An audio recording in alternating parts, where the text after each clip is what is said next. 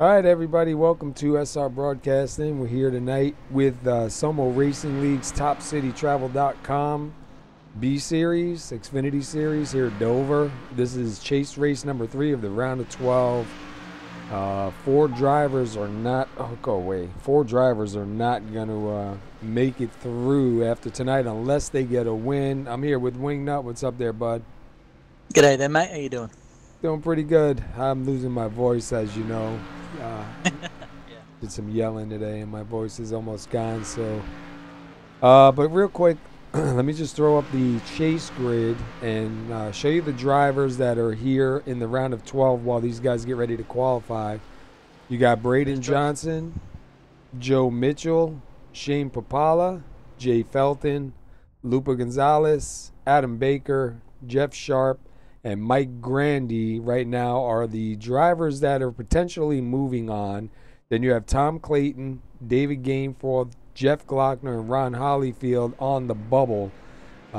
Anything can happen here at Dover, but those are potentially the four guys in the red, or the four that need a win or a really, really good finish here tonight in order to advance. As far as I can see, I believe every single one of those drivers are here. I'm not sure. I think we might. I don't know if we're missing one. I think we might be, but I'm pretty sure they're all here, including Adam, the one guy who's Jay, not in that chase. Seth, Shane, Jay, Joe.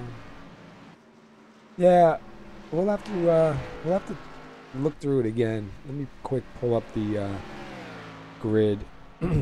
Excuse me for my voice. Well, we have 16 drivers here, right? And how many drivers are in the chase? Right now there's 12, and eventually there'll be 8 after tonight. Yeah. So you got Mike I'm pretty Grandy, sure Jeff Sharp, they're both here. Adam Baker's here. Lupa Gonzalez is here. Shane is here. Joe Mitchell is here. Braden Johnson is here. Tom is here. Glockner's here. Gainforth is here. And Hollyfield. Yeah, so everybody's here. I love that. Every single chase driver here, all fighting for it. And already the qualifying times are coming in. Got Adam Baker currently in the lead, and yeah, I was saying pre-stream, yeah, that they're gonna break into the sevens, and they did straight away. Yeah, it looks like they're doing pretty good.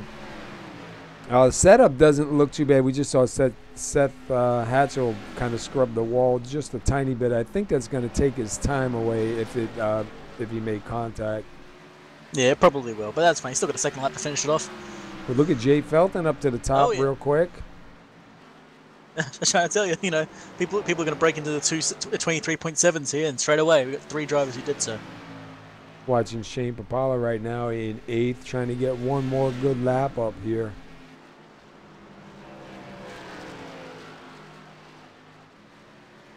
Yeah, Jay Felton, man. Ooh, Papala into the wall. Yeah. Let's go take a look at Mike Grandy sitting in 10th. Jay Felton's, man, he's coming out like a rocket tonight. Oh yeah, we're gonna see if Mitchell has anything for him, but I think Felton's pretty much gonna hold that so far. Yeah, last night they finished the K&N series, and Seth Hatchell took the championship. Joe Mitchell had the pole, and I believe Adam Baker said that that was Joe Mitchell's 36th pole in the league or something like that for this year. Like when Joe Mitchell's out in clean air, man, he is nearly uncatchable. He always runs into the wall, though. Yeah, once you've seen that, the moment you put some pressure on him, the moment you get a bunch of guys around him, he'll push a little bit too hard and find himself in a wall somewhere. Yeah. Great driver when he's on his own. Great driver up in the front, but just all you gotta do is just put a little bit of pressure, and then things start to go bad. And then just for everybody to know, at the end of the season here in November, SoMo is switching nights with the trucks and Xfinity. The trucks are Tuesday and Xfinity right now are Wednesday. They're going to switch nights, and the trucks are going to restart either the last week of November or the first week of December. And I believe Adam Baker, the driver of the number 48, is going to start broadcasting it. So that should be pretty interesting. And Adam will be broadcasting it right here on this channel on SR Broadcasting, and probably right on the same Facebook stream also for SR Broadcasting. So that'd be pretty cool to see Adam Baker broadcasting the races on Wednesday. And then in February, when the Xfinity Series starts back up, we'll be back here bringing them to you instead of on Wednesday night, on Tuesday nights. So gonna be pretty interesting next season. Yep. That change of days is going to confuse the hell out of me for a Oh, while. I know. It's going to drive me insane. I'll be having to contact you to remind you, dude, it's tonight. Because you're on a different day than us, right? Like tonight's Wednesday here for us, right? You're in Thursday. It's Thursday here right now at midday. Yeah. So I'd definitely get confused if it was me, man. All right. So well, used to it. looks like Jay Felton so far hanging on to that top spot. Everybody is done qualifying. Yep, I don't think anyone's going to be able to contest with him. Tyler Pluff was doing a pretty good lap, but I think he just like scraped the wall, and that's all it took. That's a pretty bloody fast time for Felton, especially in this track. This track is... I've done enough driving to be like, yeah, I don't like this place at all. Yeah, and we'll see if Jay can keep it out front, too.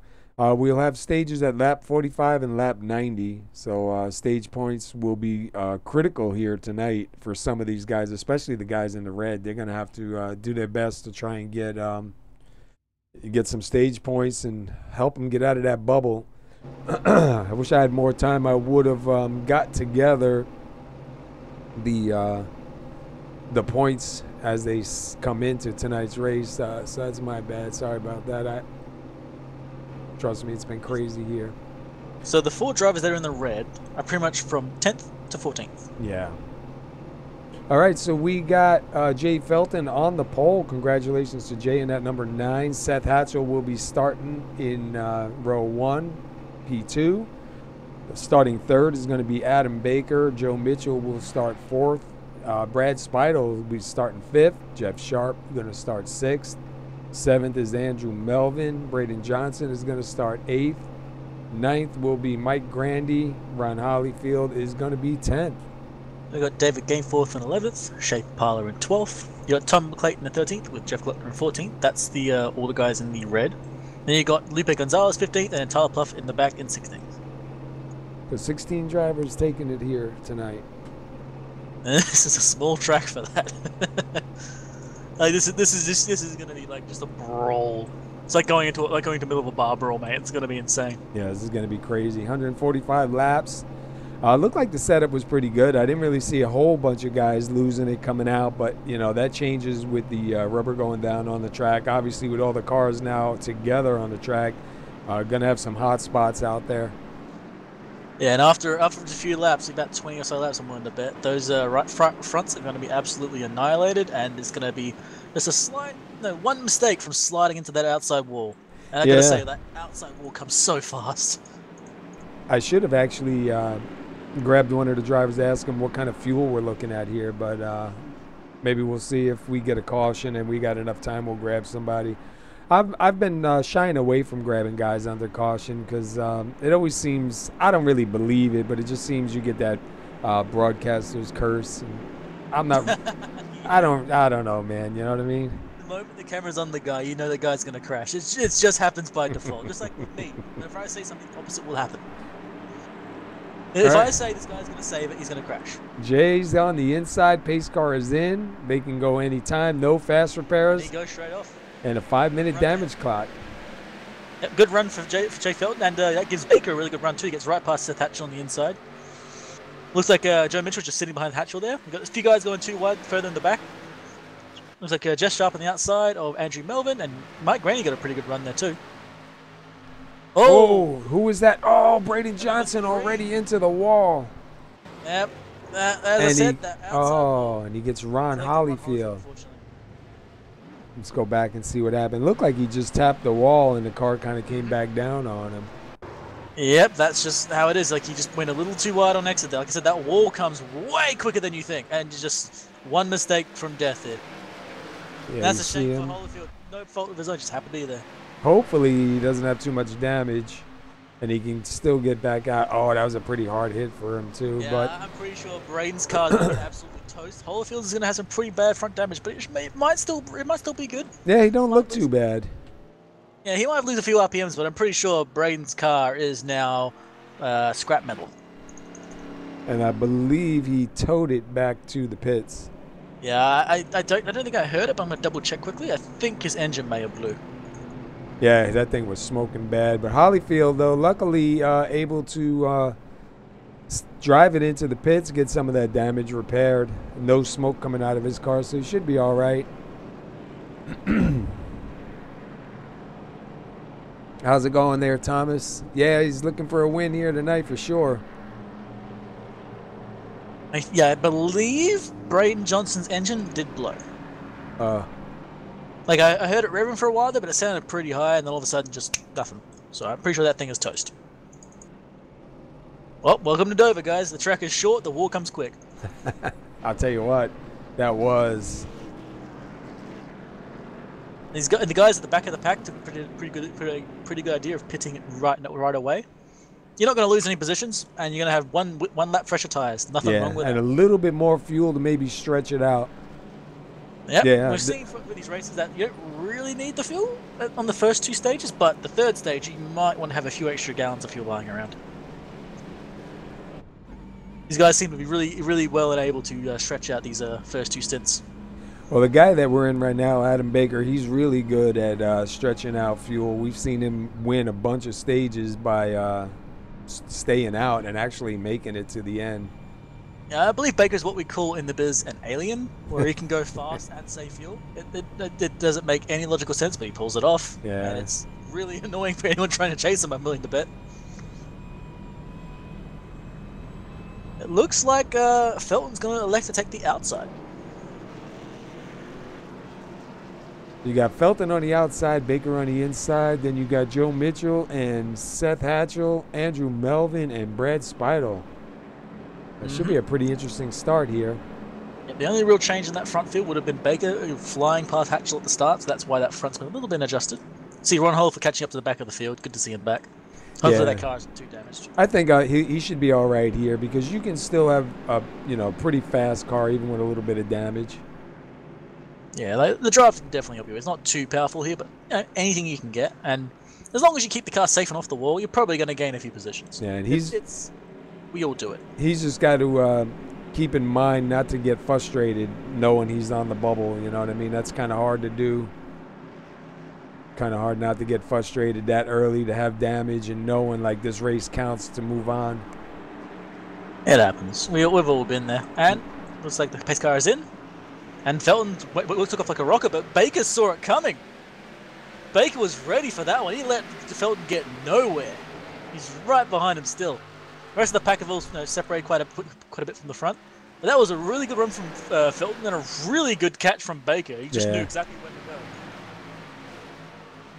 And we see a few guys further back in the tap to the wall. I'm always having an incident far back with the number 24 of Jeff Glockner, almost going into the side of Gameforth. Glockner hit the wall, same as last lap. We hit the wall by accident. Like I said, that outside wall, man, it's not where you think it is. Yeah. You think you still got room, and you're like, no, I don't. And it looks like Baker's slowly closing in right now on Felton. We're going to see if Felton has anything on the defense in this track. I'm willing to bet this is going to be a bit of a fight for him to get past, but if Baker can stick his nose in on the entrance, he might get the position pretty quickly. And look at these guys back here from Jeff Sharp on back, man. They are like, wow. Interestingly, Ron Holyfield did. No, it's not Holyfield. Holyfield's further back. Same paint job, Ree! It's the same sort of paint. Okay, it's not the same paint job. I'm just blind. Interesting to see Shea Papala right in the rear of Jeff Sharp. We'll see if we can make the pass later on. And Lupa Gonzalez, who was really fast under the Jeff Sharp moves out the way. Lupa Gonzalez, who was really fast in practice. That's Lupe for you, though. He likes to start in the back and work his way up. So we got essentially got 2 little packs of 2 going on. We got Baker right in the rear of Felton. You've got Mitchell behind Hatchell. And then further back, you got the same sort of thing, where you got, I believe that's Jeff Sharp on the inside of Tyler Pluff. Number 12. Yeah, there you go, Tyler Pluff. I believe Pluff actually started at the back of the pack, so he's now moving up pretty quick. He's now in 9th position, I believe. Working his way forward. Mike Grandy in 11th, Tom Clayton in 12th, David Gainforth 13th, Jeff Glockner 14th, Ron Holyfield 15th. Yeah, Mitchell was right on the rear bumper of Hatchell there and kind of like went wide and backed off a bit, but he was right there. Yeah, we'll have to start checking these cars for right side damages pretty soon. Oh yeah, everyone's going to make a love tap with the wall at least once. It's pretty much inevitable. The question is just how bad will the damage be for you?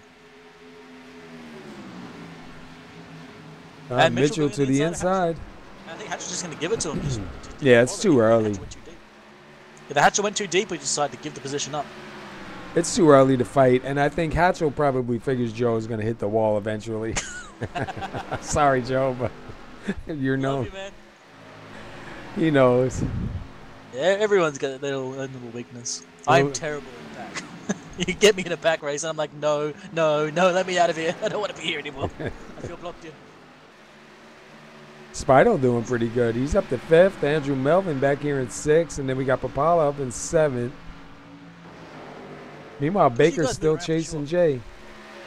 Yeah, Baker's just been holding on. I don't think he's actually been trying to pass him at all. He's just been grabbing onto his rear and just staying there. We'll see if he makes a pass later on, but at the moment, I don't think he's actually trying to catch him, because it's just... No, he hasn't gained or lost any time. He might be letting Jay just run, try to burn up his tires a little bit. Yeah. Let's take a look back from Jay. As I can get there. There we go. Looking back from Jay Felton.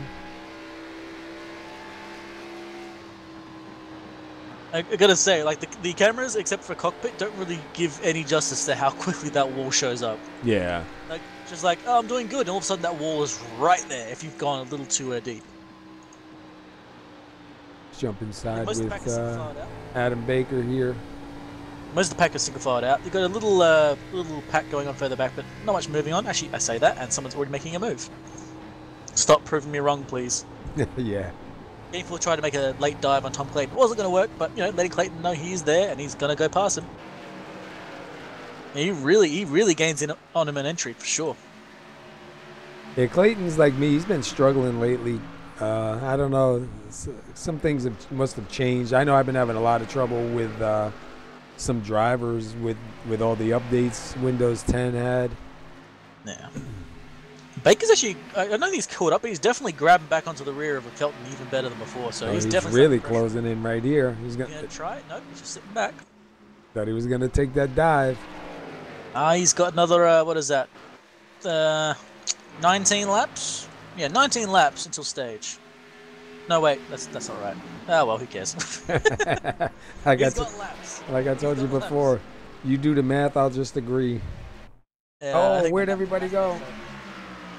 What? Alright. I don't know if...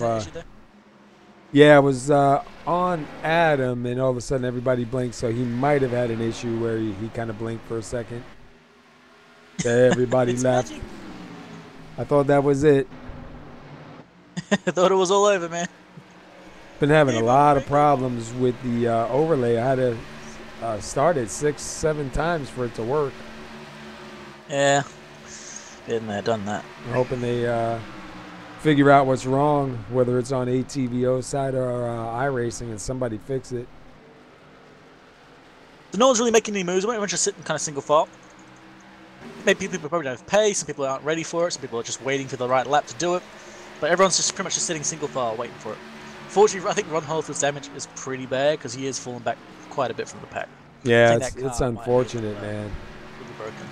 Jeff Glockner's got some right front damage right now. David Gainforth still fighting it out with Tom Clayton. You've got an interesting little thing developing, right? So we've got from 6th to 8th, you've got Melvin, Papala, Gonzalez. Gonzalez is fast boy from the back. You've got Papala, who's also fast but pretty good at just, you know, keeping the car going in the mid. Then you got a rookie to the series, Andrew Melvin in front, and Papala had a bit of a moment there. Yeah, we're just watching that right now. Interesting little triplet going here. I'm kind of curious how that's going to end up. We all know Gonzalez has really good pace and always starts from the back to make it a bit more fun. And we know that Shea is just an all-around good driver. And Melvin is just a giant big question mark above his head right now. But he's definitely had amazing pace in the last few races we've seen. Yeah, he shows... Back, another race. In fact, you have someone trying to pass on the inside. Tom Clayton on the inside of, looks like Mike Grandy. Yeah, and Jeff Sharp right up there in front of Grandy also. Clayton trying that low line. It looks like Sharp probably isn't the far. Oh, that was close. Yeah, that was close. I'm willing to bet both Mike Grandy and David Gainforth need to have a quick breath after that one because that was going to be a little scary. And it looks like Glockner, even with that right front damage, is starting to close in on these guys too. Good to see him back. But this pack, most of these guys are actually, well, some of them are actually the guys in the red, and the other two are not. And we have Seth Hatchell in front of Joe now. Joe Mitchell slowly falling back to Spidle. Spidle going to try him now? I thought he was going to take a look on the inside. Probably setting him up. I don't see any damage on Joe's car. It just may not be feeling really good for him right now. So with Hatchell past him, Joe went all the way out to the last of the line for some reason. Gave up a lot of time, and I don't think he hit a wall since then. He's just been running slow. Yeah, I just think he's the car might not be feeling right for him, so he's probably, hopefully thinking, you know, long race. I don't want to kill it just yet, because it looks like he went up high to just let Spidle go by. So Spidle will go to fourth. Spidle. Yeah, I looks like he's trying to run that mid to highline every once in a while. And Spidle with a new number change too. He's in the number 5. Number 5 in 5th. Well, in 4th now, but that ruins a little bit of symmetry there. That's kind of annoying. And look at Gameforth all over the back of Jeff Sharp. He's going to take a look down low. Is he going to be able to do anything with it? Looks like Andrew Melville got entirely gobbled up by both Gonzalez and Shea. They've both gotten past him and now flying ahead. Yeah, oh, wow. Gainful on the inside line. Ooh, he takes it down real low. He touches the apron there for a moment. That was an absolute scare for sure. He got it, though. Oh, yeah.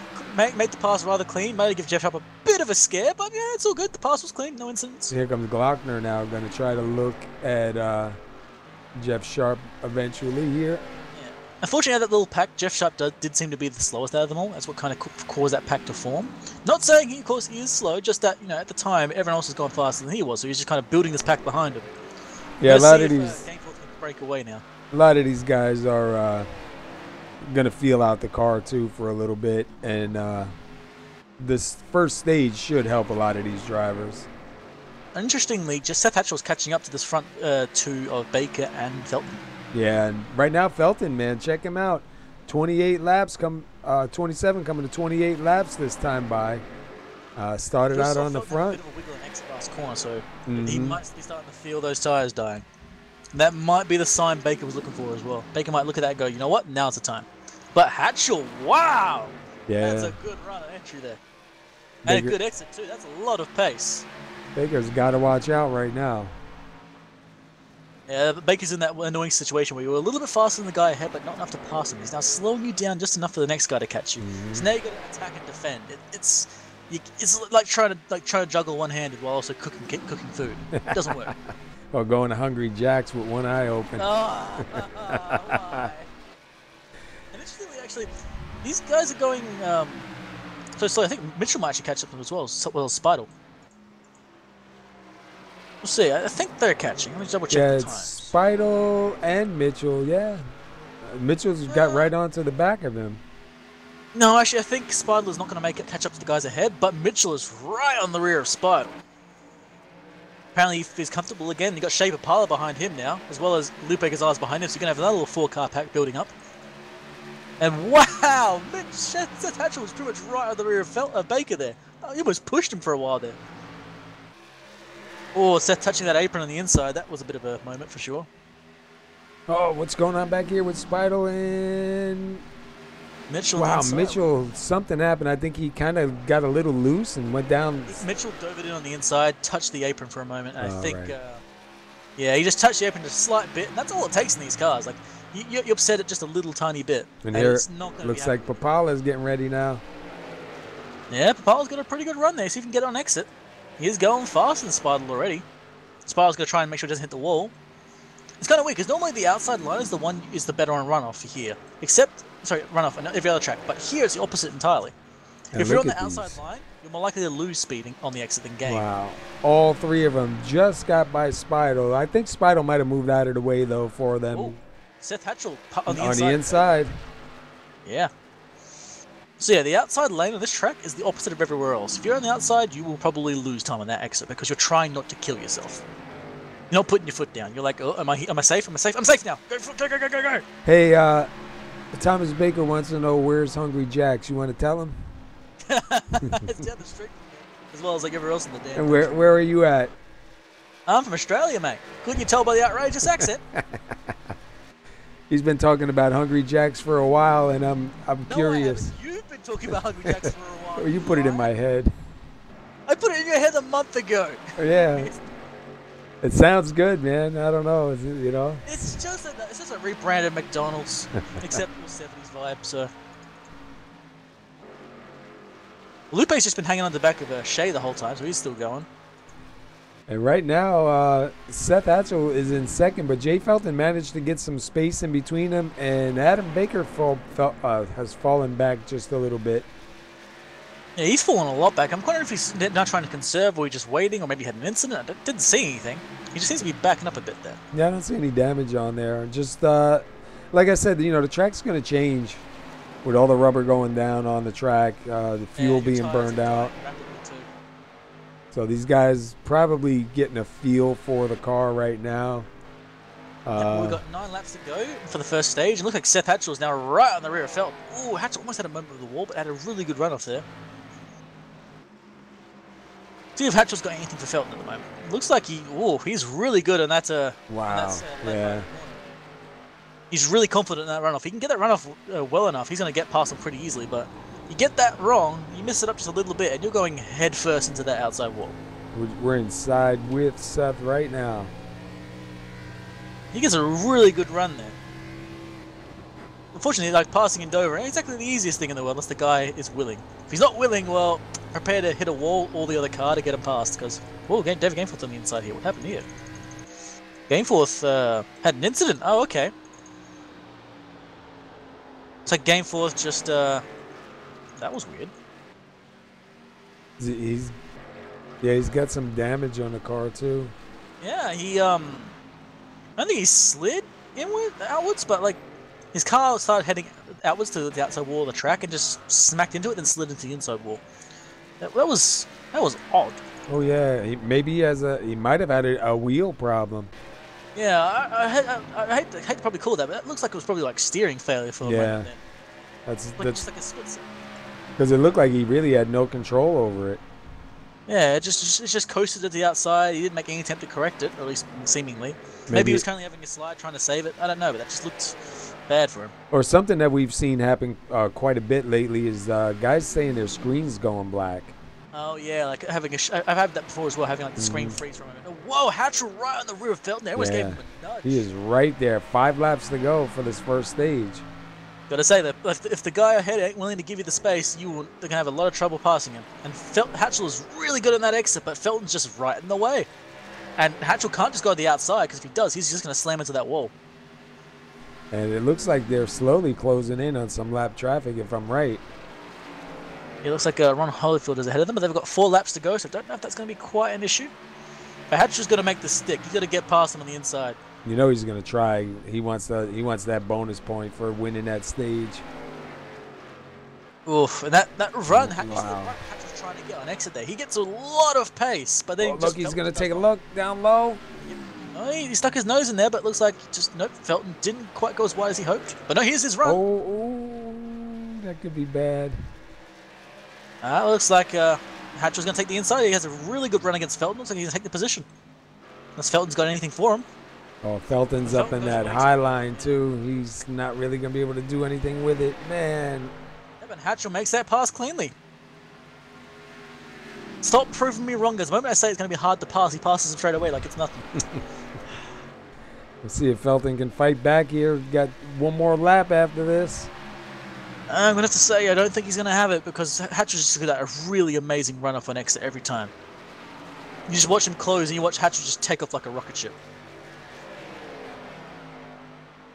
You got Baker behind as well, starting to catch up a bit to Felton. So I think Felton's tyres may just be straight up done. Oh, he went below the apron for a moment there too. Oh, Andrew Melvin alongside Mike Graney. Graney almost spun Melvin there by accident. Had a bit of a slide and actually. And there is the stage. There's some rather rapid changes up here. Yeah, big time. So we got the simracingapps.com stage. Seth Hatchell going to take first in this first stage. Jay Felton is going to take second. Adam Baker third. Lupa Gonzalez fourth. Shane Papala fifth. Joe Mitchell sixth. Brad Spidle seventh. Andrew Melvin 8th, Mike Grandy 9th, Tyler Pluff 10th. Big changes up front here. And a troubling one as well for the guys in the red. The next 4 drivers, 11th to 14th, sorry, 11th to 15th, sorry, are your 4 guys in the red for the chase. Clayton, Glockner, Holyfield, and Gameforth are there. Jeff Sharp just in the middle of there, like, what's up? And I believe Gameforth took it behind the wall. Yeah, I believe he did. That hit was pretty bad. He smacked the front right, then smacked the front left pretty bad too. Wow. That car probably wouldn't be happy to drive. He had a good run going too. Yeah, it's normally how it happens. You have a good one, things start going bad. Alright, everyone's starting to filter into the pits here. And whoa! You gotta love everyone trying to get that last millimeter of time, because that's all it might be on exit. Somebody came sliding in, almost hit the barriers.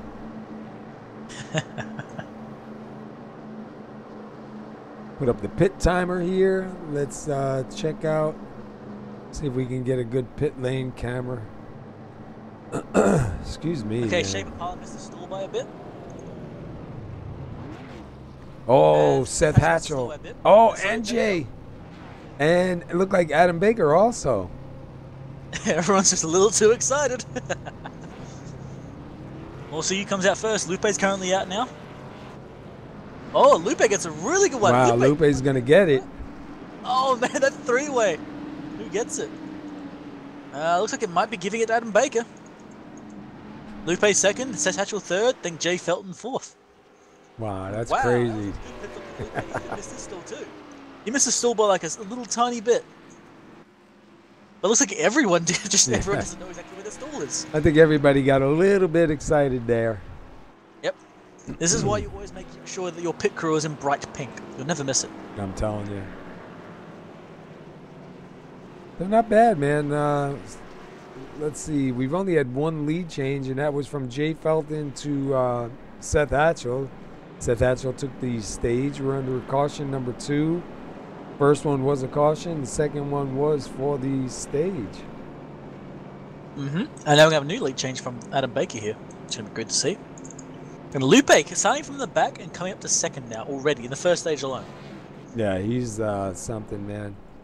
I really want to see what it's like between him and Baker, because he's always been working his way through the pack, but never seen him at the front of the pack fighting from there. So I want to see how he goes against Baker and Hatchell and Felton. Like one mano a mano at the start, you know? I just hope it don't bite him. Yeah, you never know. When you got Baker on your inside, Mr. Attack playing defense. Then behind you got Seth Hatchell, who's shown himself to be really fast, and Felton, which has just shown himself to be consistently fast. It's an interesting place to be. Yeah, that stage was, I'd say, 3 laps too long for Jay right there. He he would have had it, and Seth gave him a real hard run for the money right there. Yeah, I think with Baker, he was just kind of like, it wasn't relaxing, but he was kind of giving it a little less throttle than required, just kind of relaxing it down a little bit. But then the moment Seth came up, he had to go full pelt, like, oh my god, Seth's coming on my tail every single corner. That's good to see a lot of these chase drivers up in the front right now. Everybody pretty gathered up, so going to make it interesting. Even Tom Clayton got a couple spots up here in 9th. Those guys got to keep working on it, keep working their way forwards, because if they stay back there, they're probably still going to fall behind. To be honest, of course, you know what they got to aim for. They got to aim for the win, man. You got to go for that big win. Yeah, this is it. This is the last one, especially these guys in the red. Tom Clayton, Ron Holyfield, Jeff Glockner. One of those guys need to get up here to the front. Take that win. Yep. This is it, man. Roll the dice. They got 105 laps in total to make that dice work, so keep rolling, man. You might get the number you want. I lost way too much money on that. Lights are out, man. Yeah, it's going to be interesting to see when Baker goes, and if Lupe can do what Baker did to Felton and catch him when he does it. And we'll see if anybody's going to try to stretch it out to the second stage. I'm honestly willing to bet pretty much all of them will, but the question is going to be the final stage. Is everyone going to try to do the whole 55 laps on one set of tires? We saw how quickly those tires just started to get annihilated. Baker's still holding them in there. And off he goes like a rocket. There he goes. Lupe wasn't ready for that. And Seth Hatchell was pretty much as ready as Lupe was, so Seth Hatchell's now on the inside of Lupe coming into turn 1. He's still going for the inside. He might try and make the position. The inside does work on the first corner on the first lap, so he may make this work for himself. Oh, and Mitchell must hit the outside. Oh, Mitchell's now going the inside as well. Mitchell's taking advantage of this. And I think Felton might try to stick his nose in as well, unless Lupe can close that door. And he kind of does, but Joe Mitchell's going on the attack. And so is Jay Felton. Yeah, Felton's going to make that pass pretty cleanly. It looks like Lupe's going to try and close it, but Shay's now coming up to say hello. Just getting absolutely trained by most of the field. And then you got Spidel, and I believe is that Spidel? Yeah, Spidel and Clayton. It was Grandy, but Grandy did get by. That's pretty much the last current fight on the track going on right now. And Shane Papala right behind Lupe Gonzalez. Yeah, expect to see the pack kind of calm down for a little bit until someone feels like they're in the right position to attack. Because there's no need to constantly attack on this track. It's just going to kill your own tires. You need to wait for that one moment to strike. It looks like a lot of those guys are just waiting for it. And trying not to kill themselves on that outside wall. That's very important here. Very important. And Baker off like a rocket ship, man. Like he's gone. Yeah, he's really pulling away right now. Seth Hatchell's pretty fast himself, but I don't think he's going to have the pace for Baker. Mitchell's slowly closing in on Hatchell. Yeah, he was about, what was that, 1/10? Yeah, about 1/10 faster last lap. And interestingly, Baker was 2/10 faster than Hatchell last lap. Wow. Wow. 24-0. What do you even say to that but wow? That's all you can say. I don't know, man. Even last night in the K&N series, I mean, he was just lightning fast, man. I know, he's just hooking it up. There's something going on under that hood, I swear to God. I'm going to get in there and find out what's going on.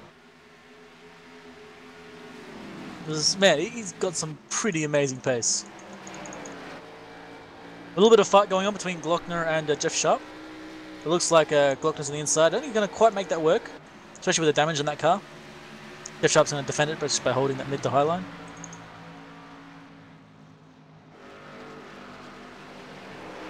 And Ron Holyfield's still doing pretty good on the lead lap. He's holding on. Wow, so you have Baker way out in the front. Then you have Seth Hatchell and Joe Mitchell kind of together. And then Jay Felton kind of drifting back a little bit closer into Lupe Gonzalez. I'm not really sure, but it looked like the 8 might have scraped the wall last lap, just a tiny bit. Well, these guys are trying to get as close as they can to that wall, because every millimeter you get closer is another, like, what, 10th, 100th of a second you might gain. It's just amazing. If you watch that 8 fly into the turn, man, he really gets a great run. Yeah, his exit was pretty amazing against Felton, so it's going to see how long he can pull that off for sure. Mike Grandy right up here sitting in 7th in that number 2. Right behind him in the 5, Brad Spidel in 8th. And then Tom Clayton's still hanging on the 9th.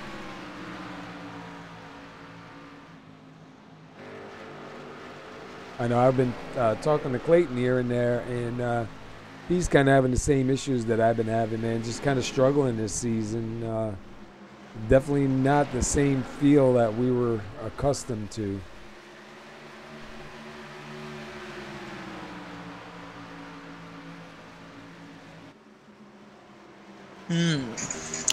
Gonzalez is catching up with Felton at the moment.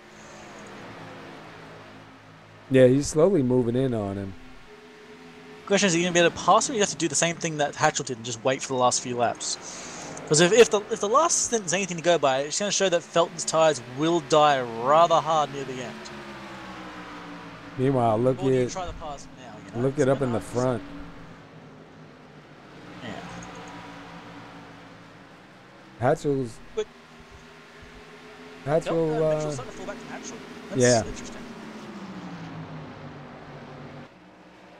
Still well within the draft. He's definitely sitting back a little bit further. Maybe he's trying to give us a bit more space to drive. Maybe he's just just a bit slower.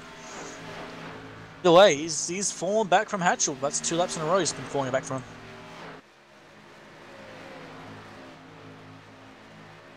And it looks like Seth is slowly catching Adam Baker, even though Baker, well, that time Seth was a little bit faster going by. But he's got him down to about 6/10 now, and he was almost at 9/10. Yeah, there was a few laps I was watching Baker, and it definitely seems like Hatchell is catching him by a little bit. It's been the last 3-4 laps that he's been catching Baker. Baker is still a little slower last lap to Hatchell, so he is making a constant push here. He might get up to him. Then the question is going to be, can you actually pass him? Catching the guy is one thing. Passing him is the entirely different. Mm-hmm. We've got a little bit of a little fight going on further back. Pluff was right in the rear of Andrew Melvin. Actually, no, it looks like Melvin passed Pluff last lap. Then you got Glockner, who looks like he's trying to catch up to Jeff Sharp again.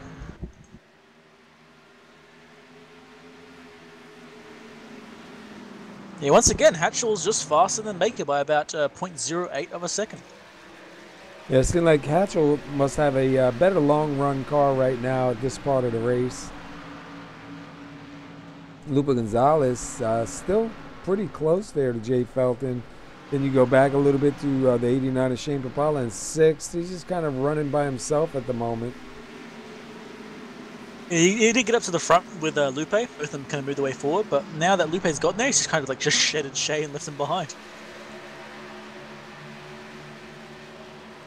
And last lap looks like, I believe, yep, Adam Baker fought back by a little tiny bit, like 1/100th of a second. So Baker's starting to fight back against Hatchell. He's got about a 5/10 lead on him right now. It looks like you've got looks like Brad Spartle's catching up to Mike Grandy as well, so see if he can make a move on him.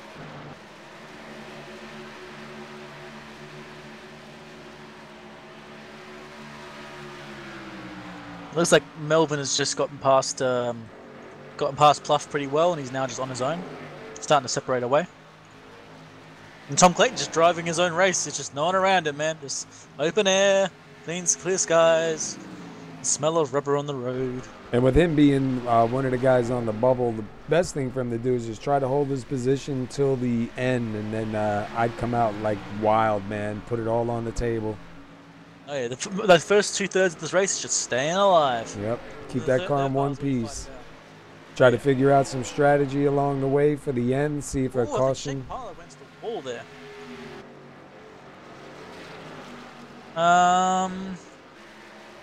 No, he was just driving way too damn close for comfort. Wow. My God, I don't think you'd even get a piece of paper between him and the wall there. That's insane. Look at, we're going to have Mitchell, Felton, and Gonzalez any minute now. Yeah? Looks like Felton is starting to catch up a bit to Mitchell by the looks of it. Not by much, just little bits here and there, so he's starting to catch him. And Gonzalez just sitting on the rear of Felton and waiting by the looks of it. You got to watch Gonzalez because he'll hang on to those tires, man, and wait. Oh yeah, for the guy who fights from the back, he's got to have long-term pace, and he always fucking has it. Adam Baker right now out front, 23 coming to 24 laps led. Interestingly, Hatchell's catching him rather well. Like for a while there, Baker fought back, but now Hatchell's really catching him pretty well. Yeah, he's definitely in the draft now. So that's going to be interesting. That being said, last lap, Baker did pull away from Hatchell again, so it's going to be give and take for him. 25-0 for Baker, 25-1 for Hatchell. You got 24 laps left in this stage, so Hatchell's got time still to make this work, but that's when you're trying to reel someone in, you watch them pull a faster lap time. That is just, it's so disheartening. Yeah, you really can't pay attention to it because if you do, it'll throw you out.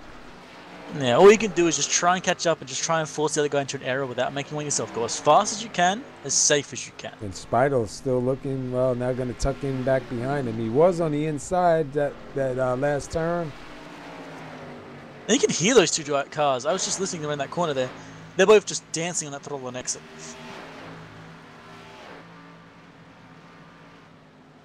Wow, Seth Hatcher's really closing in now.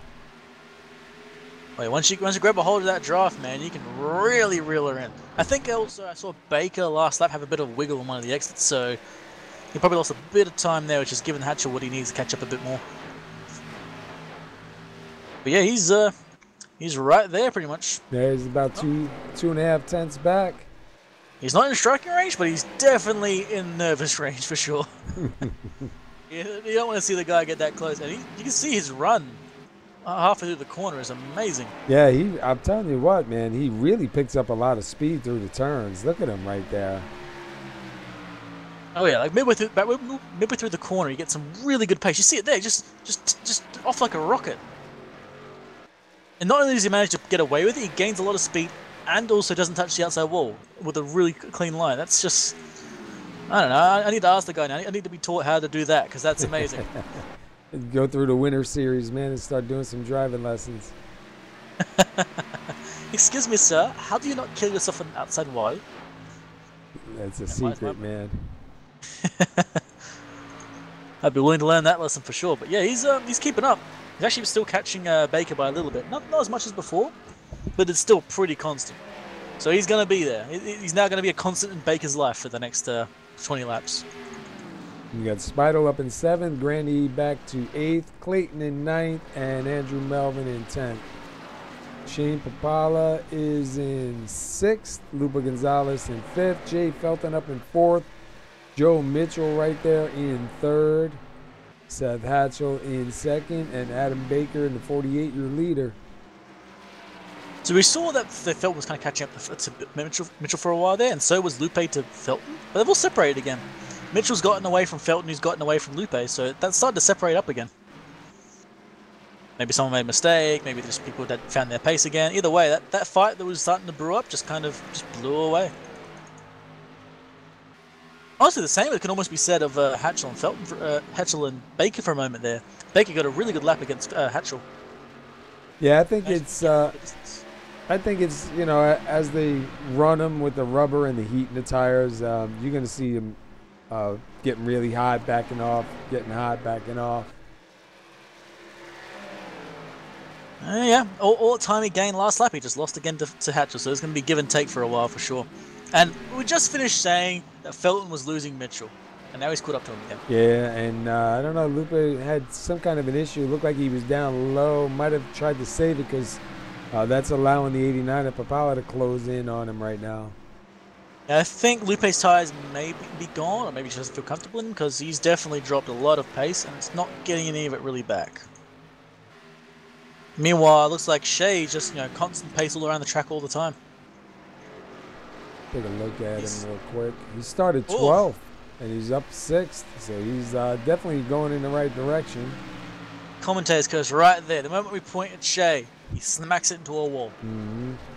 Nothing major, but, hitting the pride. And wow, Felton's right up there behind Mitchell. He's right there. I don't know if he's going to be anywhere near striking range whatsoever, but he's right behind him again. Well, we're closing in on that second stage, so guys are going to start getting hungry now. You got 8 laps till stage. Wow, look at Felton. That's not what Mitchell wants to see here. Mitchell wants to have open laps where he can just take his time, keep his tires alive, just keep the car in one piece. But now he's got a hungry Felton right behind him. And the longer these guys fight it out, it's just going to allow Gonzalez and Papala to catch up to them. Oh, Mitchell with a little wiggle. You're going to see a lot more of that. Constant wiggles from people. As you see, Hatchell still on the rear of Baker, keeping Baker honest the entire way around. Mm-hmm. Baker doing a good job, though, hanging on to it. Oh, yeah. If you can keep good pace and you can drive your line correctly, they're never going to get past you. If you never let him get out to you in the first place. As you can see, Hatchell's pretty fast. He catches up to him on occasion, but he can just never quite get to him when he wants to. And you got right now the 88 of Melvin looking underneath the 66 of Clayton. Shea Papala. Ooh. Yellow flag for Shea. Whoa, what the? Let's go back and take a look. He had a slide on the left. He saved it, put his foot down after that, and just went straight to the right. And that was... Those tires must have been absolutely cooked for that. So, if you watch, you see him save the first slide, no worries. Second one, he just he's going straight, puts his foot down, and just loses it. Oh yeah, it kind of got away on him. Yep. Ooh. That there is just when your tires are so unbelievably hot and cooked. It's just any amount of throttle will probably end up doing it. Not too bad though. Not a whole lot of damage from it, so he should still be okay.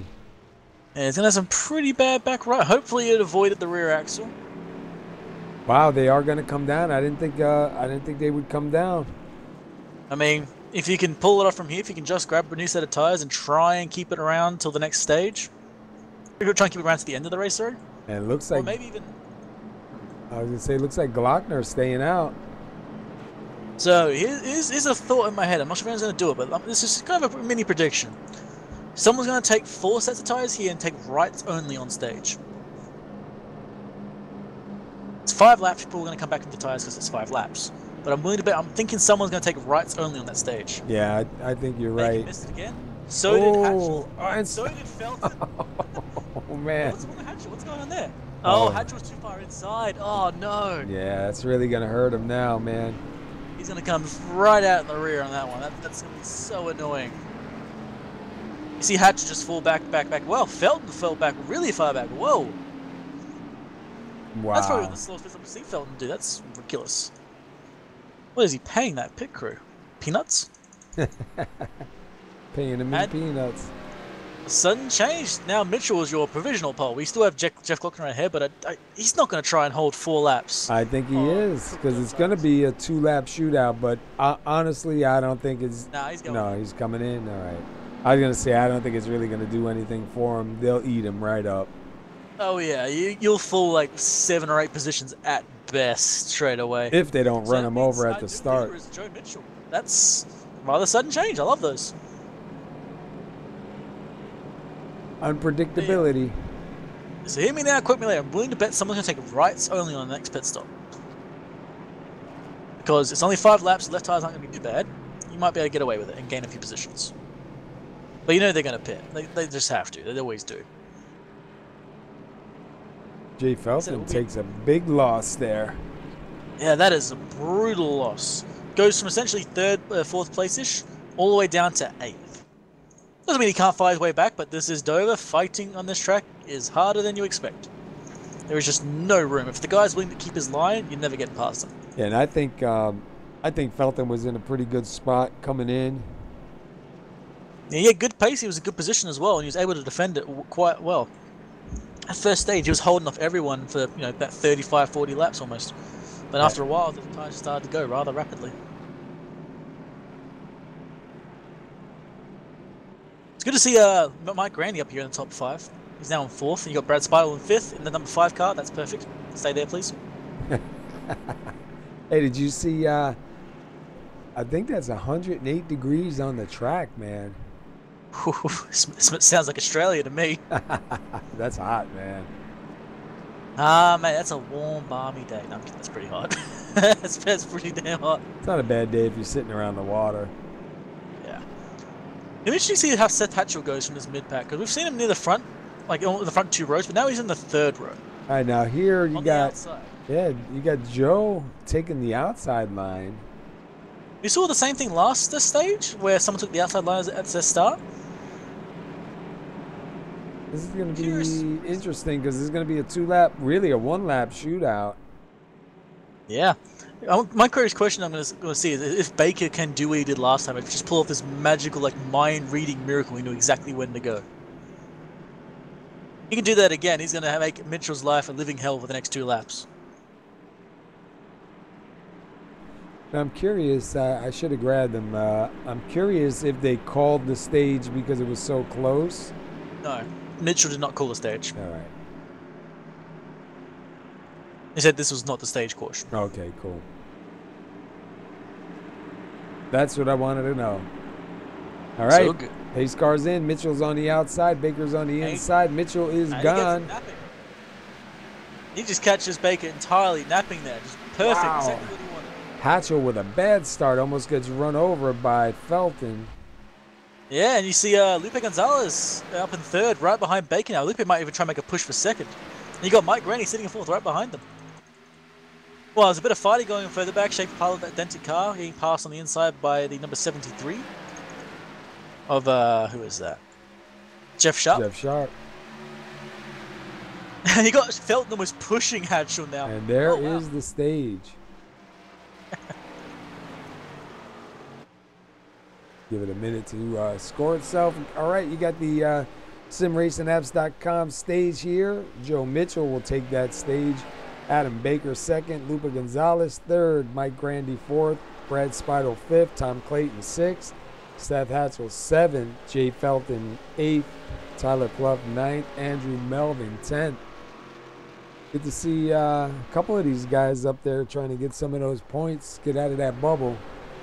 Oh yeah, between the guys that are fighting for getting out of the red, and just some people who just here for the fun of it. Like, I don't think Seth Hatchell's even in the chase at all. He's just here for a fun race, and it's good to see.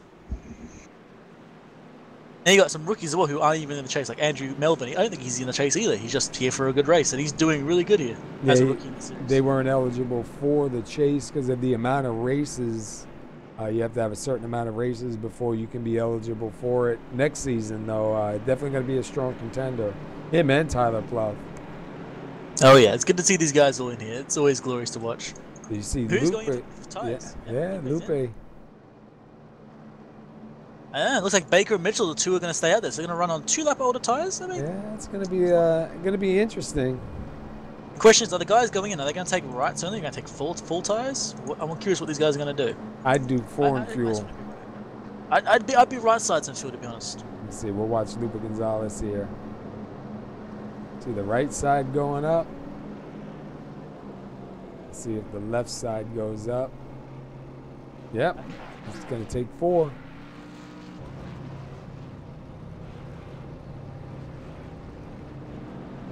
Yeah, I don't think anyone did rights only. Oh, Felton. Yep, Felton did rights only. Yes, my man! I was going to say, Felton did it. I saw that.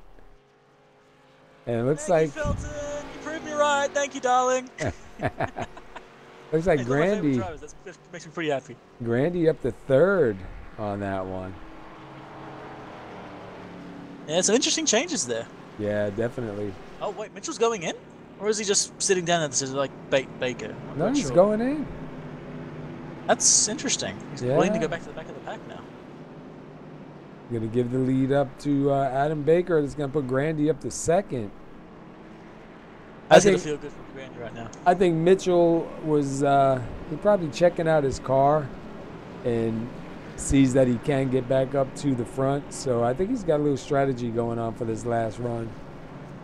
I'm wondering if he thought that maybe people weren't going to pit at all. He's thinking like, everyone's going to go out. It's only 2 laps. And then when everyone went in, he's like, oh God, I'm going to be able to attack back people with fresh tires. He knows. Nope. But now watch the 48. He's on a little bit older tires, and I guarantee they're going to have a hard time getting around him. Oh yeah, he's already fast enough. And Granny's a fast driver himself, but he's not quite like attacking fast. You're going to have to watch out for Felton and Gonzalez right there. You're going to see Tom Clayton up here. Tom Clayton's one of the guys in the red, and he's currently in 5th. Yeah, that'd be cool to see him pull out a wild card here, man, and grab the win. Him or Ron Hollyfield or even Glockner. See one of these guys from the bubble pull out a win and really upset this whole chase. That'd be a story. This is a wild card I'm not going to be too backing here. It's just kind of like I would like to see this pop up. I think Seth Hatchell might get up there. If he can get past the pack at the start, he's a wild card for the win. If he can get past the pack. Maybe another safety car to make it a little bit better. Well, we still got 53 right now, 53 laps left of racing. So, I mean, it's still plenty time, and there is going to be one more pit stop. I want to see if anyone stretches it out. We have seen people stretch it out before. I can't see 48 stretching it out with not coming in at that last stop. He's going to have to pit. He's going to have to pit. So I think everybody's going to – I'm anticipating another caution. No, if you participate in a caution, you want to kind of just not pit at all. Just wait as long as you can, Get new tires, go. That's it. All right, pace car's getting ready to turn in. And we're going to get ready to get these guys going. Yeah, Baker's on the inside. Just feels comfortable there, I guess. And to be fair, on that first corner, the inside line is the most powerful. Because you just roll that inside line, put your foot down, no worries about it. You're too slow for it to really matter. That's why I'm surprised to see some of the guys do the outside on the start. Yeah, I'm quite curious about that as well. I guess it's just probably just a bit more comfort, like, you know, take the outside line, get a good run. Look at Gonzalez and Felton, man. They're right there ready. They're waiting. They're right up on the back bumper. All right. Pace car's in. We're getting ready. Oh, Baker timed that perfectly against Felton. Felton was right on the rear brake again, closer, closer, closer. The moment Felton touched Baker, Baker went off like a rocket ship. That was absolute, like, that there is a clinic in how to do it right. And here comes Felton right now, and the 53 of Gonzalez looking underneath Grandy. Looks like Seth Hatchell's gaining position as well. He's now into 7th, moving up. No, 6th, sorry. You got Lupe Gonzalez and Felton moving past Grandy. Grandy's going to try and fight back, but I don't think he's going to have anything for it. Yeah, Gonzalez is really fast. We're going to see if Felton has anything for Baker now, because Baker is gone. And let's see right now, Hatchell. Yep. He's on the inside of Clayton. Clayton's going to try and hold as many positions as he can keep his hands on. Here comes Spidel now with that door open. A little bit too wide. He might be able to defend it. We'll see if he can hold off against the Spidel. He gets a pretty good run. But no. Just look at that. Wow. Did you see that run that Tyler Pluff had? Oh, yeah. And the one that Spidel had, just like a rocket ship on X. Just perfect. The inside line is just so good here. Man, I thought Pluff was going to drive right through the back of the 66 on that one. Yeah. As I was trying to say before, the outside line here, like normally outside lines are faster on exit, but here it just is, apparently just is not true. Yeah, Tom's just getting freight trained right now. Everybody's going by. He's got to get down on the inside. Yeah, Ron Holyfield's also, I believe, in the red, so he's getting past Clayton for that position. Mm-hmm. And wow, Baker with his 2-lap older tires is still faster than Felton. Yeah, he's pretty much gone at this point. Interesting, you got Mike Grandy hanging onto the rear of Hatchell, who's now in 4th. Hatchell just passed Grandy there. And look at Spidel. Yep, Spidel's sitting in 6th. He's still right behind them. He might have a pass on Grandy later on. But yeah, Hatchell got past most of the pack pretty well, but now he's going to try and catch up to 3rd, 2nd, and then try and get 1st. And I see Papala and Mitchell right now going underneath Clayton. Yeah, Clayton just getting run over at this point. All it takes is a bad start, and all of a sudden just feel it all go bad.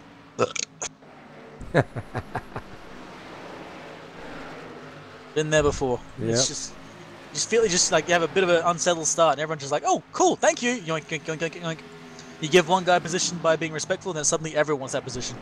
Yeah, I know. Clayton can't be happy right now, man. He dropped all the way back almost to the last place on the track. Almost contact with the 24 right there. Yeah, he's doing his best, but the best is probably not going to be enough. Mitchell's got really good speed on Papala, but he hasn't been able to get past him yet. And ahead of him, you got Ron Holyfield, who's currently in 8th. Good to see a guy in the red who's currently fighting up, trying to get further up ahead. Yeah, so you can get his hands on Tyler Pluff. Tyler Pluff is actually catching up really well to Brad Spidel. Yeah, Pluff had a crazy run a couple of laps back, man. When we saw him almost look like he was going to drive through the 66. That car just, like, turbocharged out the corner. And here goes Papala. Papala on the inside of Ron Holyfield here. We'll see if he gets a good run on exit here. We'll see if that exit's still true here. And yeah, you can just see, like, the confidence on the inside line, so you're not hitting that outside wall, just willing to put your foot down and go. Was Mitchell going to go 3 wide? No way in the world, but I thought he was. Off. Oh, he's getting, getting close to wow, that was close. Yeah, Ron Hover just kind of almost closing the door and just jamming Mitchell in there. Mitchell's holding that inside line. And he gets a good run on exit again, like the inside line just constantly shows. Here comes Jeff Sharp now. Yeah, once again, I think this time Holyfield's going to get trained by everybody. And we've got Lupe Gonzalez and Felton just driving together. And Baker is still faster by a 0.1 of a second that lap. So, my God. What in the world, Baker? Yeah, he's already 9/10 to the good. Yeah, and once again, a 0.1 of a second faster. That's absolute insanity. We've got a little bit of a 3-way fight going on between the 88 of Melvin, the 73 of Sharp, and the 7 of Ron Holyfield. Sharp was on the inside of Holyfield and Melvin. Yeah, Sharp was trying to get by him for a couple laps already now, and I think he is kind of feeling it now because 7 was starting to pull away. It's good to see, though, Holyfield able to do something with that car, considering he was caught up in that early, that early wreck. He's still got that front that damage there, but it's like just about doesn't seem to matter anymore. He's just got the pace. He's really comfortable, and off he goes. You see if he can try and defend against Jeff Sharp some more. And Andrew Melvin, who's shown to be really fast. Look at Gonzalez trying to poke that nose underneath Felton for second. And you also got Clayton doing the same thing further back. Gonzalez trying to let Felton know I'm here. I'm going to pass you. Got too much going on here, man. Yep, we got real busy real quick. Mitchell's still sitting on the rear of Shaper Pilot around the track. And you got that fight between Holyfield, Sharp, Melvin, and Clayton just continuing. Clayton tried getting past Melvin, but just didn't quite get the pace, and now he's fallen back a bit. He's going to get a pretty good run here and catch back up to him, so this fight will continue.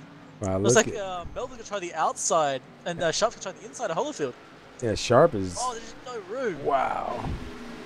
Yeah, Melvin's going to get a good run, but once again, no room for him as well. There's just nowhere to go. Wow, we're almost 3 wide. Are we going? Yeah, we're going. Oh. We pretty much are at this point. Oh, wow.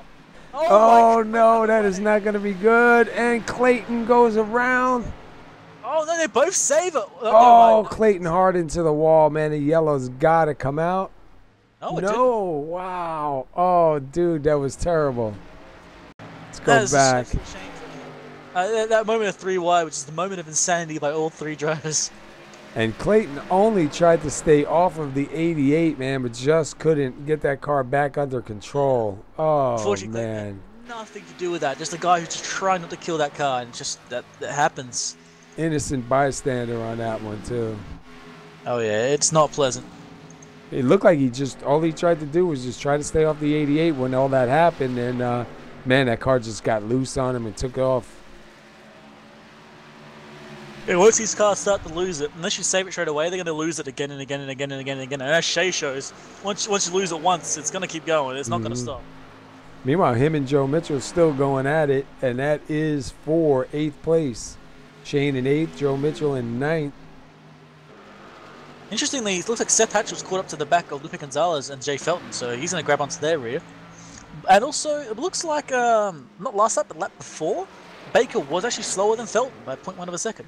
This lap, they're about equal again. I'm curious if Baker's tyres are starting to go, perhaps, or maybe he doesn't have good pace on older tyres. Either way, oh, Lupe on the inside of Felton there.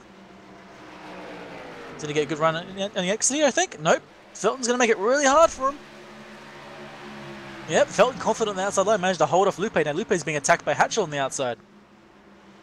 He's going to do a slide jump on, hold the position. Yeah, you got to do it fast. Watch Hatchell. Hatchell's going to, if he gets his nose in there on the inside, we know Hatchell's really good on that inside line. He can make that car stick. Oh, yeah, he's definitely got the pace to make it work. And it looks like Mitchell finally got past Shea Papala. But Shea going for the crossover. I think he might actually get it. Wow. Yeah, he's probably going to get the crossover on Mitchell here. That was a really good run from Shea, but he has a bit of a wiggle. They're both running side by side on exit. Mitchell's actually getting a better run on the exit on the outside there, which is the first time I think we've seen that all day on this track. And yeah, holding it side by side. Mitchell's trying his best. And Shea's trying that damaged car, but I think Mitchell's finally going to take it. It's going to be close. Shea is not done. No, he's not. It may be bent, but it is not done yet. Yep, and Mitchell will complete the pass. A pass on the outside. So Mitchell will move to 8th. Papala will go to 9th. Meanwhile, we still have Jay Felton, Lupe Gonzalez, and Seth Hatchell fighting it out for 2nd place. Yeah, you got Brad Sparrow starting to stick his nose on the inside of Mike Grandy as well, just behind them for 4th position.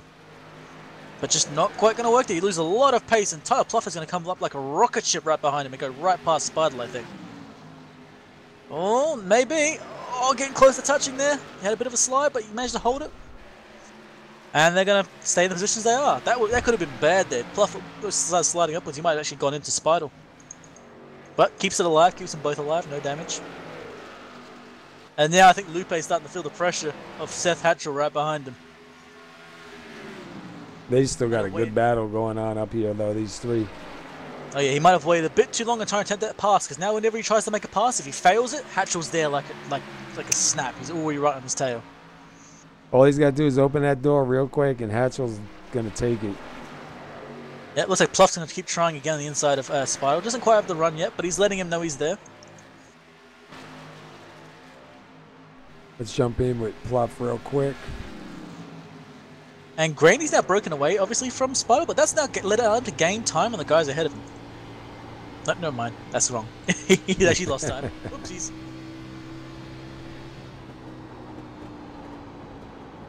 Pluff currently sitting 7th. Let's jump in with Hatchell all over the back of Lupe. He's going to make a move to the inside. Lupe had a bit of a slow exit there. Looks like he almost had an incident with Felton, which made him back up a bit, which then made Hatchell to dive in. Wow, that was crazy. Oh yeah, welcome to Dover. Like I said, it's gonna be a brawl. Meanwhile, Adam Baker, man, look at him. 1 second ahead. And still faster than the guys behind him, which is just abject insanity at this point. Oh, how many laps he's got? 86 laps led? Am I right?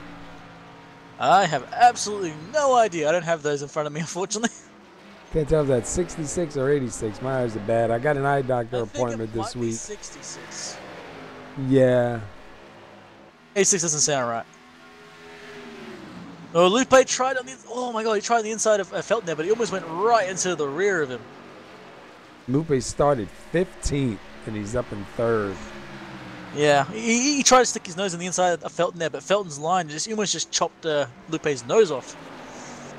And I think a nose job was not one of the things that Lupe has ordered today. Oh, it looked like a little contact. Oh, Lupe Gonzalez. Yep. Is he going to save it? Wow. Lupe had a touch of the inside line there, then he just slowed him down a little bit, which caused Hatchell to go into him. That was a few dominoes just touching together. Thank God Lupe managed to save it and keep it going. But I'll tell you what. Gone, a lot of pace lost. That was a good save, though, too, man. That could have been worse. We've seen that a few times tonight.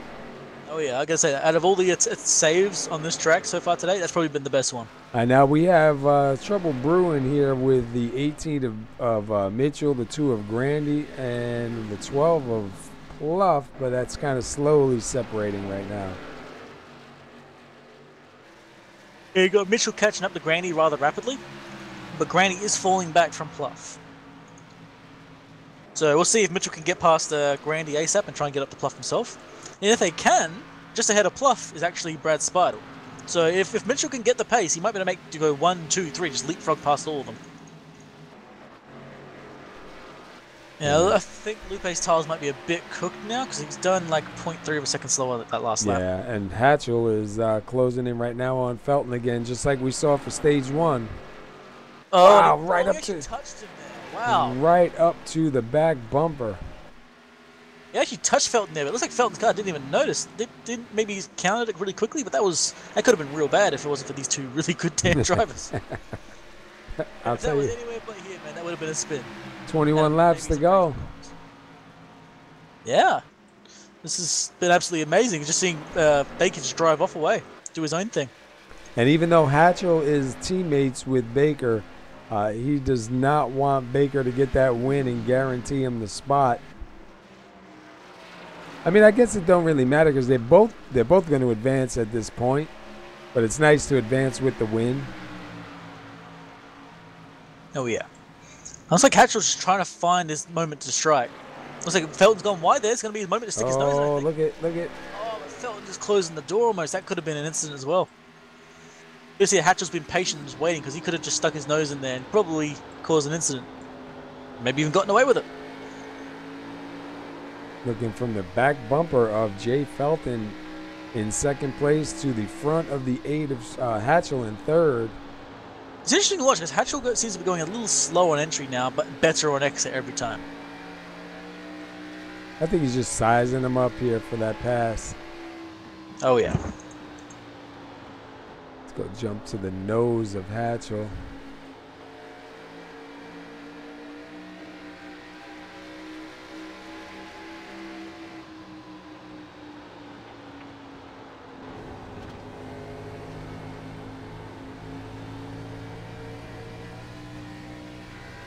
Can't find it, but there was a fight between Melvin and Sharp a while back.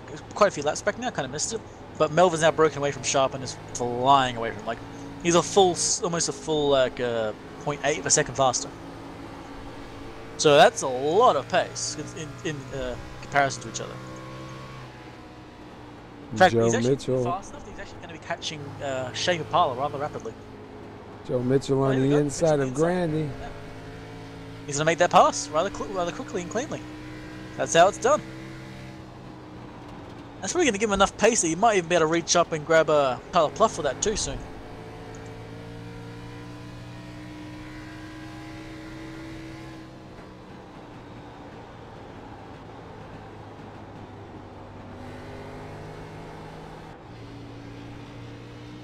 It's still absolutely insane how Baker is still faster than everyone else on track. On older tyres. Not that old, but still. A couple laps, yeah. You would think, you know, they would burn out. Hatchell, look at him again, all over the back. Just keep pressuring Felton. I don't think he's going to try and go for first, at least not at the moment. He's going to keep pressuring Felton and pressuring Felton and pressuring Felton and wait for that moment. Well, you know what Hatchell's thinking, man? Get out of the way. I want to catch the leader. By the time he gets by, he might not have any tires left. He's got his nose stuck in on the inside. He's got the run he wants. Ooh, a little contact. No, I don't think they made contact. They got really close, but I think this is going to be Hatchell taking it. He managed to get Felton a little wide, just kept pushing him, making him go harder and deeper. That could be taken all the wrong ways. I was leaving that alone. But yeah, he's now past Felton rather quickly. Now we're going to see if he has anything for Baker, or if he's used up his car at this point. Yeah, it's gonna be a close one here, man. Yeah, he has something for him. 0.1 of a second faster. If he can keep that up in 9 laps, he will catch Baker. If he can keep that pace up, he's got well, guess how many laps he's got left? 9 laps. Well, Hatchell, you hope you've got that for 9 more laps, because you're gonna need it.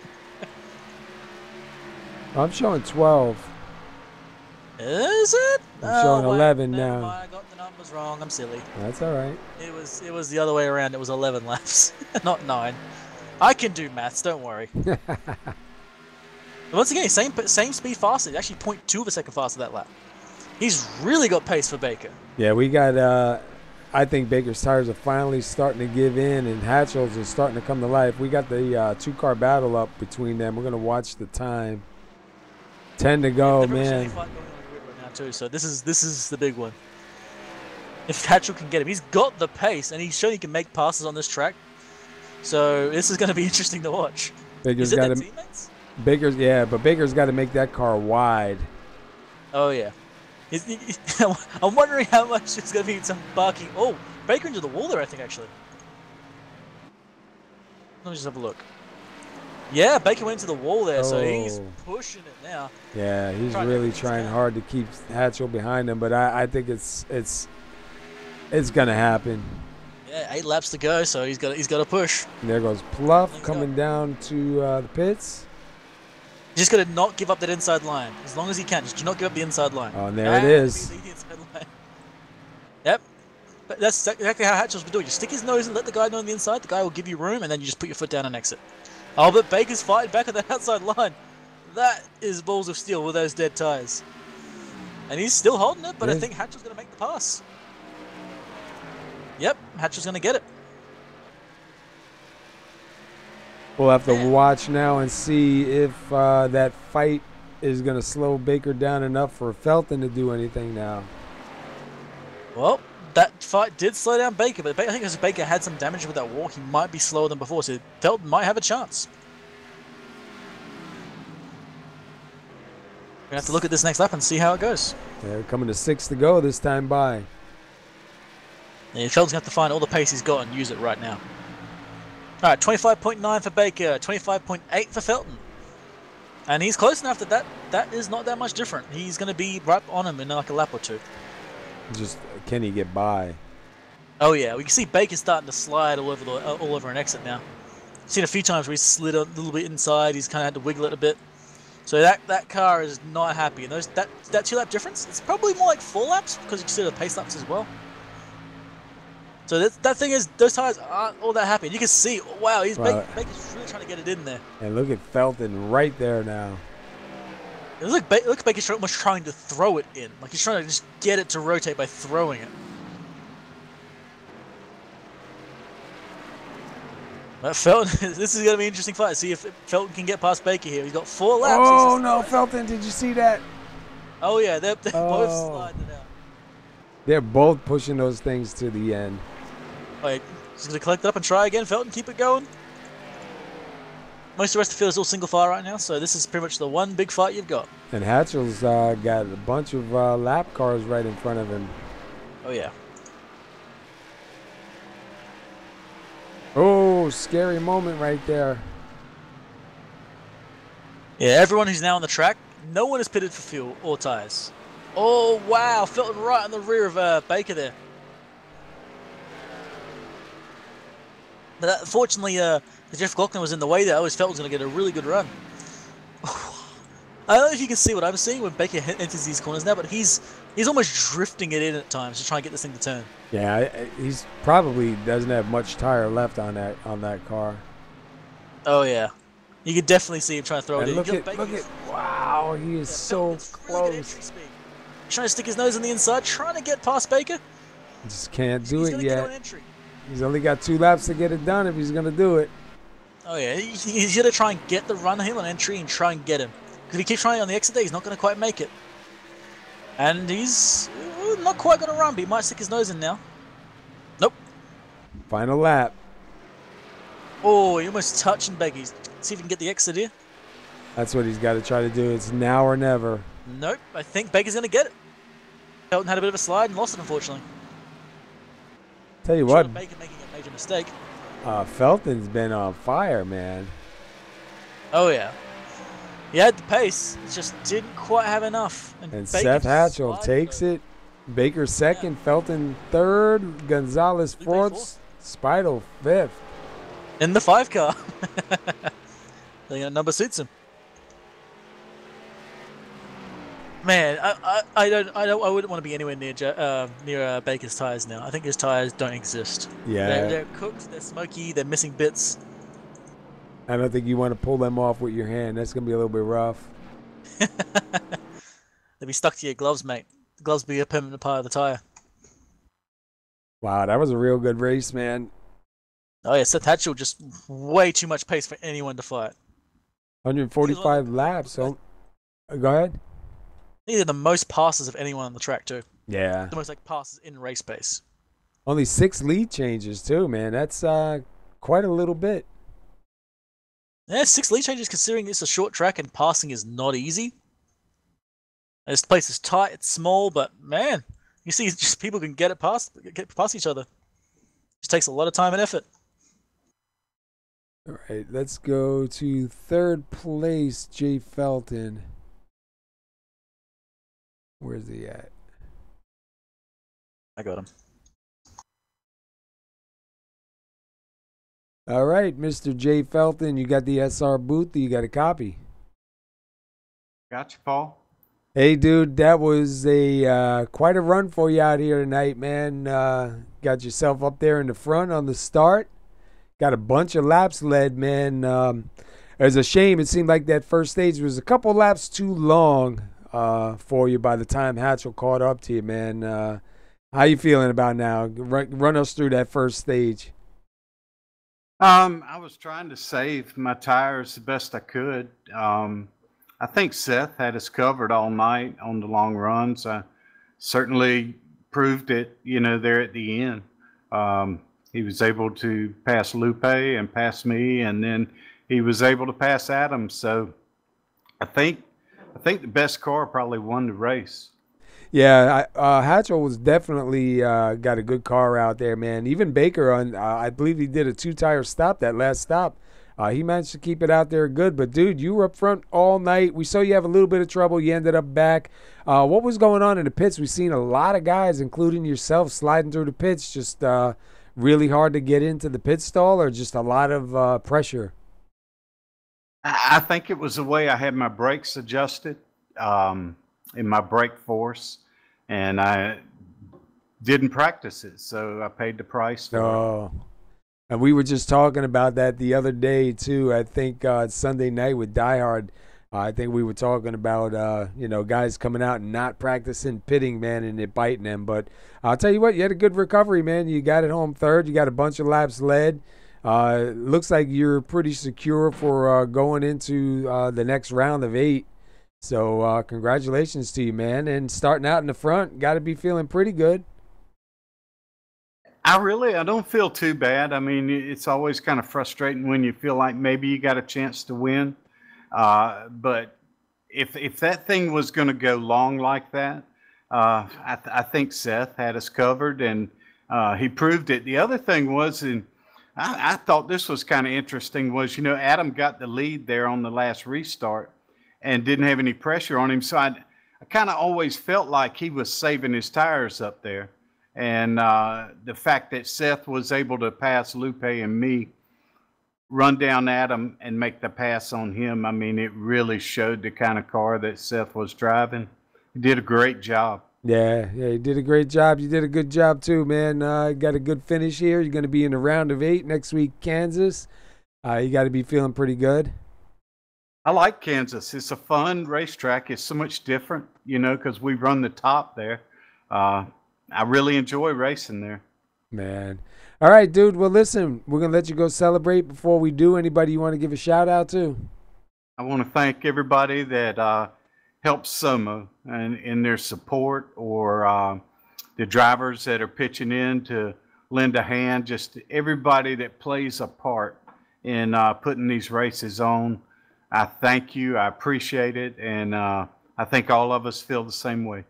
Yeah, and I think with everybody that's involved now, all the guys that are taking different parts of the league and really helping out, 2019 is going to be an amazing season, bro. I cannot wait. Well, I can wait. I don't want to rush the years by, but you know what I mean? But I can't wait to see what kind of drivers we're going to have out there in 2019. I think it's just going to be insane.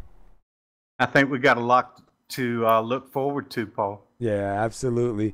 All right, man. Well, listen, great run for you tonight. Started up in the front, got a ton of laps led, take it home third, move on to the round of 8. Man, we'll be watching you next week at Kansas, dude. Thank you, Paul. Thank you, Wingnut. No problem, mate. Go celebrate, bud. 10-4. All right, that was Jay Felton in the number 9. Started up in the front and takes it home in third. Not a bad finish at all, man.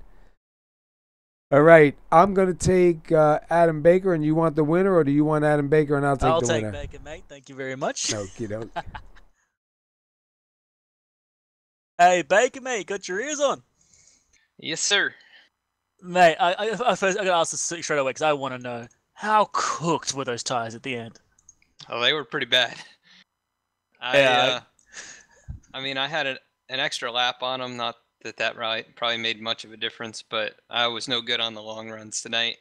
At any point during the race, I got a little bit better, but just those extra 7 or 8 laps there at the very end were too much. I gotta say, you had amazing pace on older tires. You gotta tell us, what was the decision about staying out? Did you think about going in, maybe getting two tires, or going for the full 4? I didn't think anybody was really going to pit because we just ran the one lap, or at least I thought a handful of people would stay out, and just ended up being me and Joe. And Joe had to pit to get some more fuel. And I didn't think it was going to hurt me. I figured just having the track position would be good. Looking back on it, I probably would have pitted and maybe taken 2, or maybe just gotten more fuel, because I think that little deficit of fuel and then also the extra lap on the tires, the car just wasn't going to handle as well. So I don't know. It was a kind of a last second decision, and that's how it ended up. So that last run there, were you saving up your tires and your fuel, or were you trying pushing, build a gap? No, I was going as hard as I could, and I knew that I had the deficit on the tires, and I just had to get out as far as I could because I knew they'd start reeling me back in regardless. Seth and Jay and Lupe were all much better than me on the long run, and so I knew I just needed to build a gap, and then hopefully I could hold on to it. And started making some mistakes at the end. Got loose, halfway down the straightaway a couple times, and I catch the wall. But yeah, I wasn't really trying to save. I was trying to be smooth, and it just didn't work out. Fair enough. Speaking of smooth, it seems like everyone was sliding in the pits. Any reason for that, you think? Because it looks like everyone missed their stall.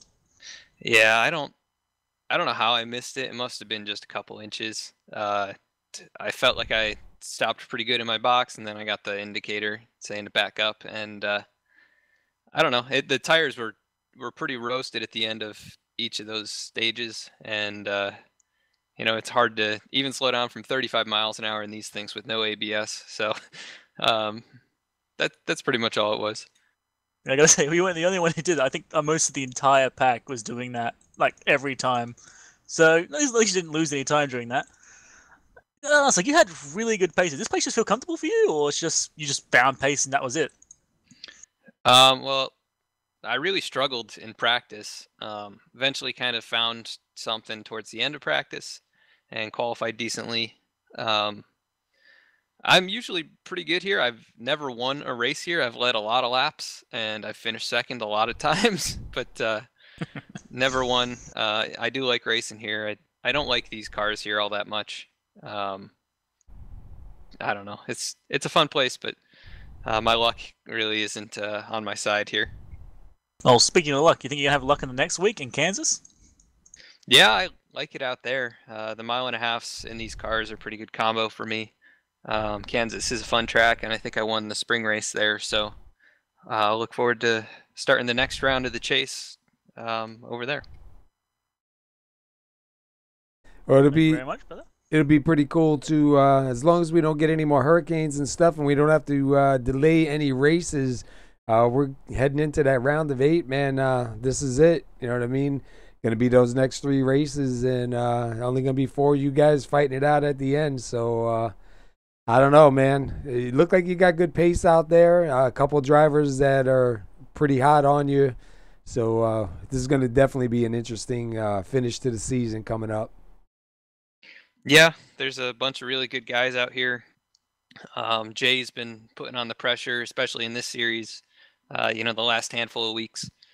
He was really, really fast tonight, and Seth isn't a competitor for the championship, so I don't have to worry about him. Luckily, he's always fast wherever we go, but he's not competing for the championship in this series, so it'll be interesting for sure. I'm looking forward to it. Yeah, absolutely. All right, man. So anybody you want to give a shout out to before we let you get out of here? Yeah, I'd like to thank you guys up there in the booth at SR Broadcasting for putting on these awesome races. Top City Travel for sponsoring the series. All the other drivers, the admins that make everything possible. The fans that came out to watch. All my teammates at MB Motorsports as well. Yeah, and you have one of your fans out here, Thomas Baker, MBM, front row. Yep, that's my dad. Thanks for now, Dad. All right, man, go celebrate. We'll look for you in Kansas and start the round of 8, man, and good luck to you, bud. All right, thanks, guys. All right. All right, we're going to move on to the winner, Mr. Seth Hatchell. We'll get Seth up here and get a word in with him. Seth Hatchell, SR Booth, you got a copy? Yes, sir. Wow, dude, let me tell you what. I don't know. It seemed like the second half of the season, you just been shot out of a cannon in all the series. Last night, you took the championship in the K&N series. Tonight, you take the win here at Dover. I mean, dude, you came out of nowhere.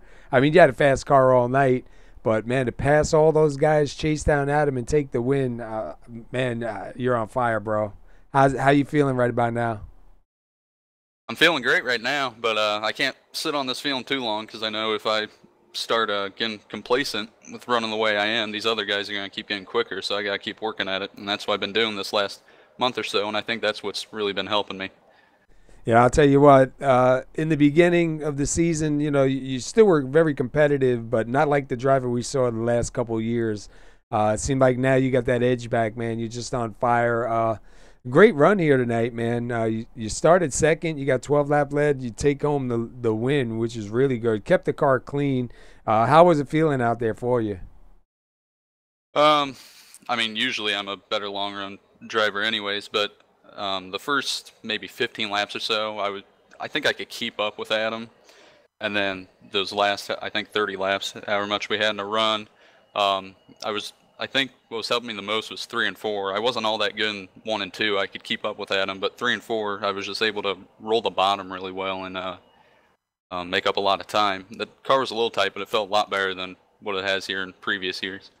Yeah, it seemed like it was a pretty decent setup. We didn't really see too many incidents. I mean, we saw some wiggling and all, but not the usual, back end coming out of 2 or 4 and totally destroying cars. You did get stage 1 wins, so you got some bonus points for that also. We've seen a bunch of guys, I think even yourself in the pits a couple of times, sliding through the boxes. What seemed to be the issue with that? I know, like Adam was saying, he thinks the tires were just so cooked. It was pretty much like driving an oil slick. Yeah, I think it was a combination. I think if I'm not mistaken, the pit boxes aren't concrete. I think they're asphalt, or maybe they are concrete.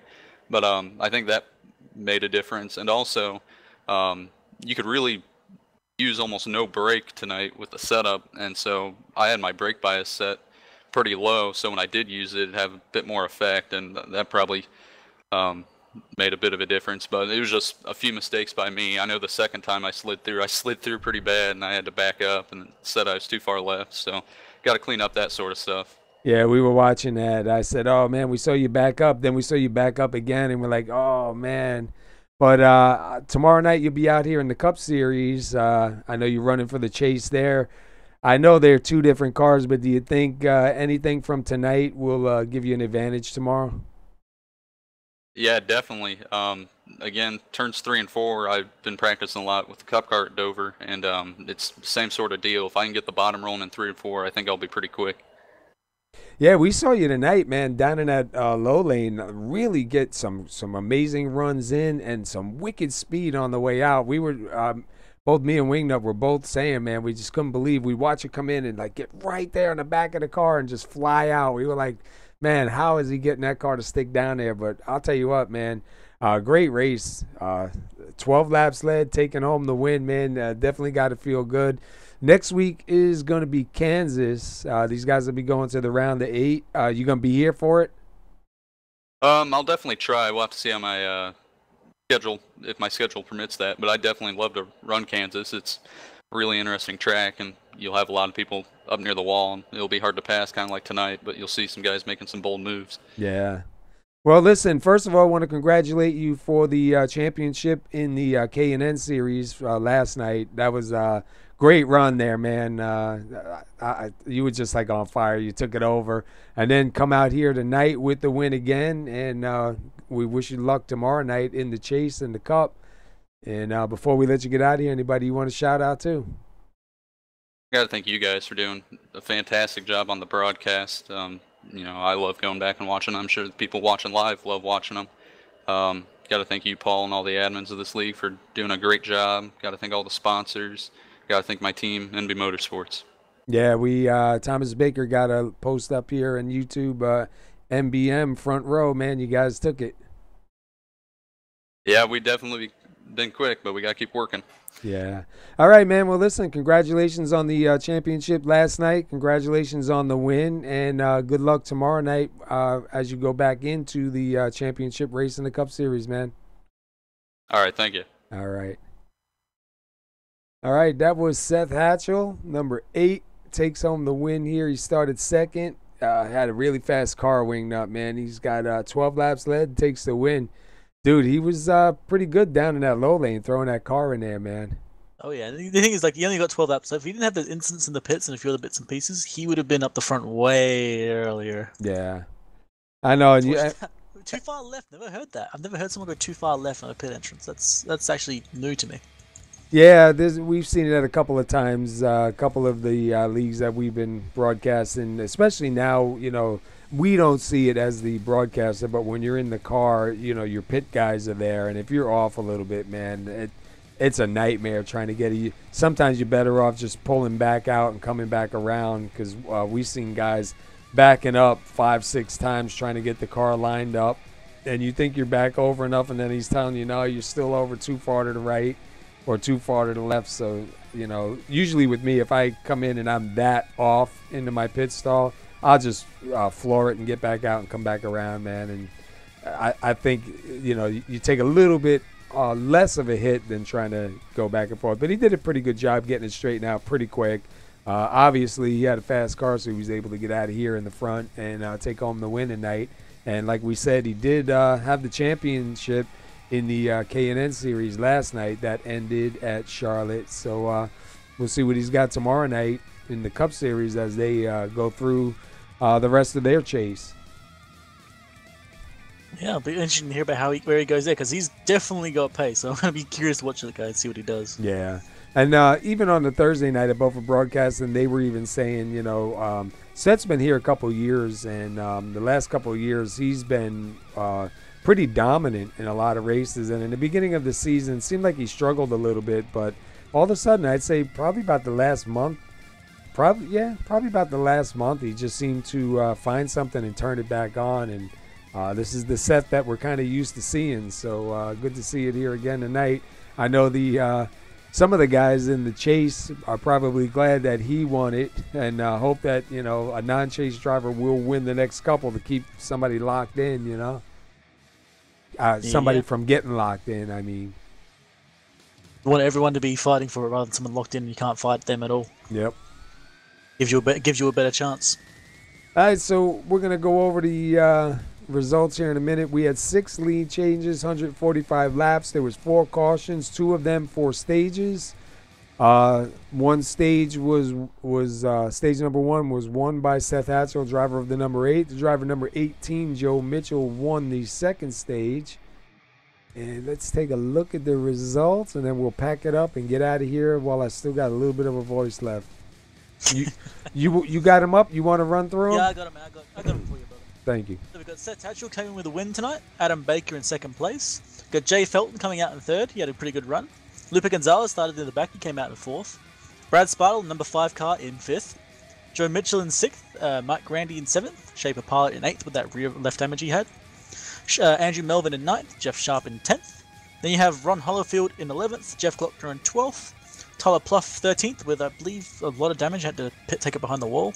And then Tom Clayton 14th. David Gainful 15th, and Braden Johnson in 16th. I don't think he actually made a single lap, Braden Johnson, unfortunately. Yeah, that first lap, they had that incident, and that was the end of that. But not a bad run. Next week we'll be back here, 8:50 Wednesday night at Kansas for the first race of the round of 8. And then I believe we are live Sunday night. Man, I should have wrote it down. With Die Hard Racing League at 8:20 p.m. in their Xfinity Series race. We just did Talladega. I can't remember what's after Talladega, but it'd be a good race. So if you're looking for some action, tune in on Sunday night at 8:20. We'll be back here with Die Hard Racing League, and then on next Wednesday we'll be back here with SoMo Racing League at Kansas, provided we don't get hit with any more hurricanes and stuff and have to delay the race another week. One can only hope. And I see we have Joe Mitchell up here. What's up there, Joe? No, I didn't come to talk to the public. Well, we're pulling you in anyway. You did get the stage 2 win, man. So and you're gonna move on to the round of 8. So you got to be feeling a little bit good about that. It was dumb luck. Struggled tonight. It was okay on the short run. Those guys definitely they had it figured out. I don't know what they were doing different, but they were doing it a lot better than me. Well, you know what? You got out of here alive. You didn't get a real bad finish. You finished 6th. You're going to move on to Kansas for the round of 8. It's got to be a little bit better. How you feel about Kansas, or just an unknown right now? I'm looking forward to the tracks coming up. So more of a 1.5 mile guy. I like those tracks. I don't know. We'll see what happens. Anything could happen. You never know. Yeah, that's what I say. Anything can happen, and it usually does. But this is it, man, the round of 8, and then only 4 guys are going to move on. I know you want to be one of them, so we'll be watching and see what happens, man. Yeah, hopefully. I I hope it goes smooth. Knowing my luck, it's not going to. I haven't had much good things going on, so let's take it one race at a time and do all we can. Well, I want to give a quick shout out to first of all the guys in SoMo Racing League that come out week in and week out. A lot of good drivers here, a lot of respect out on the track.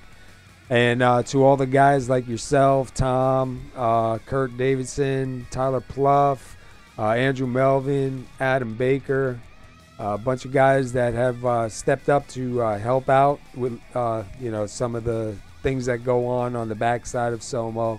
And looking forward to the 2019 season.